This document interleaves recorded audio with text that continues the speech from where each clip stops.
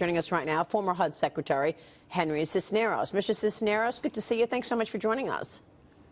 Thank you, Maria. What do you think about Trump's pick? Well, I think Dr. Carson is an intelligent man. He's a free thinker. He is a compassionate person, a quick study, obviously, and I think that he can do the job. I would say what's more important, and Dr. Carson should affirm, is that the president-elect and his economic team understand the significance of housing in the larger economic job before the country, which is to stimulate the economy, recreate jobs, and get the housing sector moving again. It never has really taken off since the recession, and that's a combination of some regulatory barriers, loosening credit, and dealing with peripheral questions like, for example, student loan, which is keeping the millennials on the sideline.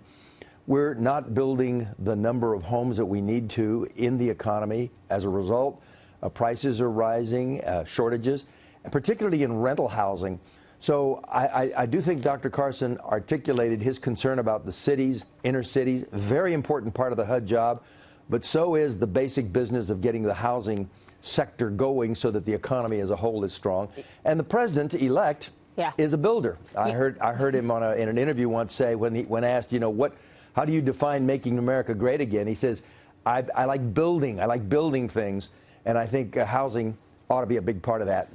I think you make great points. So you were in the role, Secretary. Give us a sense of what's most important and what that person as HUD Secretary can do to actually move the needle on housing. What's most important once you're in that role? Well, one of those which my predecessor, Jack Kemp, taught me, a very progressive Republican secretary, was that we need to reduce some of the barriers in the regulatory framework, in zoning, in local, not in my backyard efforts. So that's a big part of it.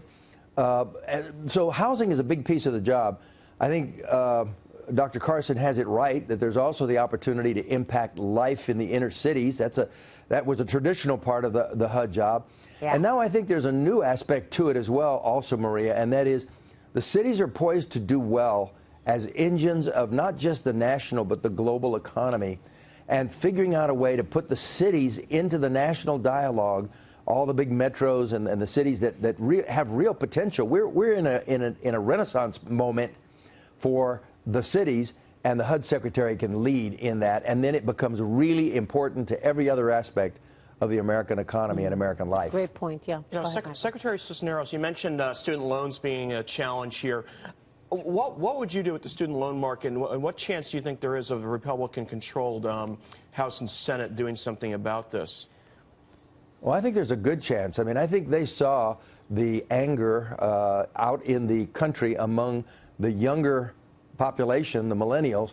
We have a lot of data that shows the millennials are being left behind in terms of traditional rates of home ownership and even participation in the economy, because they're so saddled with student loans. They can't buy a home until later in life. They can't even form a family until later in life. So using Sallie Mae, the governmental loan entity, to do some loan forgiveness and other strategies for lessening the burden of what those already out in the economy have to pay and those who are in school are going to undertake. I think it was a big part of the Bernie popularity, which bled over into the Trump constituency as well. And we saw it in the general election. You know, we look for these trends from an election. We ought to learn something. And I think one of those we ought to learn is the millennials are not playing the role they could play in building up the American economy and the American future. I think it's very important to a Trump administration. Yeah. Mr. Secretary, it's Dagan McDowell. Do we in part do the American people a disservice when those in government, those who are our elected leaders, keep pushing the idea of owning a home as the American dream? It's certainly played into what got us into trouble that led to the financial crisis in 2008, with the government backing all those loans. The government essentially controls the mortgage market, even at this point, because maybe it's not the best idea that people try to get into homes that they can't afford and to rent. I mean, you mentioned renting, but again, do we need to back away from that idea a little bit? Well, I think that home ownership can be carried too far. We got up to almost 70% of American homes, being homeowners, and we had people who should not be in home ownership, and there were abusive there's enough blame to go around in terms of the secondary market and the rating agencies and the predatory lenders at the local level. There's a lot of problems. We don't want to go there again.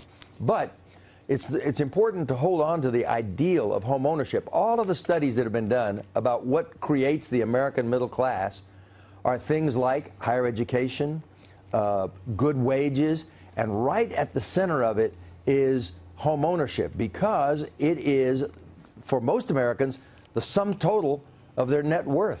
It's what they own through a mortgage. Yeah. And in that sense, it's very important. Now, right now, we're suffering from a pretty dramatic shortage of rentals, and so strategies for stimulating rentals is very important, because we've got a younger population, and we have an immigrant population, and we have a working class population that is not going to be homeowners, as you say, and they need decent places to live, not so far from their jobs, at good prices. Yeah, you make a lot of great points, Secretary. Good to see you. Thanks so much for joining us this morning. Great to see you, Maria. Secretary Thank Henry you. Cisneros joining us there.